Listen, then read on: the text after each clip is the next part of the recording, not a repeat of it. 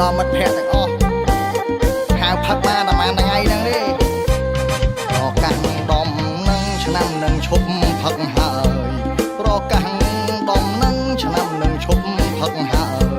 មិត្តភក្តិទាំងឡាយអើយឈប់ហៅខ្ញុំផឹកទៀតណាមិត្តអើយឈប់ហៅខ្ញុំផឹកទៀតឆ្នាំនេះកែខ្លួនឈប់ធ្វើរឹកចោលម្សៀតឆ្នាំនេះណាកែខ្លួនឈប់ធ្វើរឹកចោលម្សៀតរៀបរឹកពីមាយាទក្រែងមានអ្នកព្រមស្រឡាញ់ណាមិត្តអើយក្រែងមានអ្នកព្រមស្រឡាញ់ប្រកាសដំនឹងឆ្នាំនឹងឈប់លើកដាច់ប្រកាសណាអាដំនឹងឆ្នាំនឹងឈប់លើកដាច់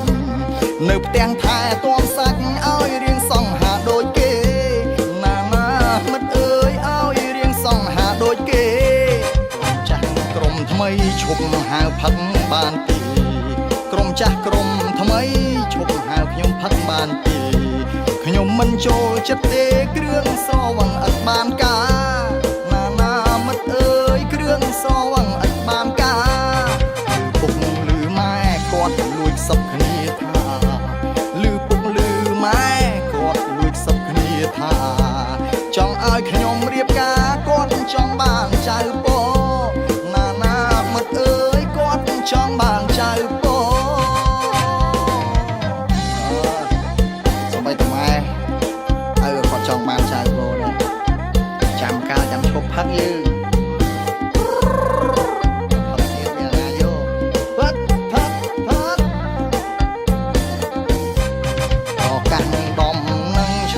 ឈប់ផឹកហើយប្រកាស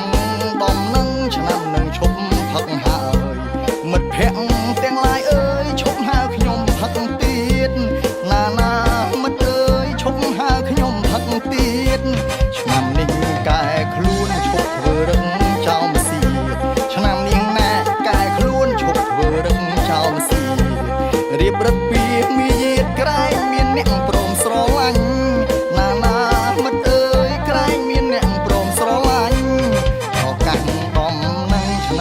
ឈប់លើកដាច់ប្រកាសណាអាដំនឹងឆ្នាំនឹងឈប់លើកដាច់នៅផ្ទាំងថែទាំសាច់ឲ្យរៀងសង្ហាដូចគេណាមិត្តអើយឲ្យរៀងសង្ហាដូចគេចាស់ក្រុមថ្មីឈប់ហៅផឹកបានទីក្រុមចាស់ក្រុមថ្មីឈប់ហៅខ្ញុំផឹកបានទី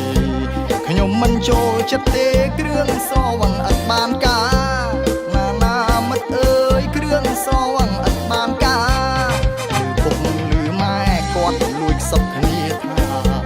ឮពុកឮម៉ែគាត់លួចសពគ្នាថាចង់ឲ្យខ្ញុំរៀបការគាត់ចង់បានចៅពណាមិត្តអើយគាត់ចង់បាន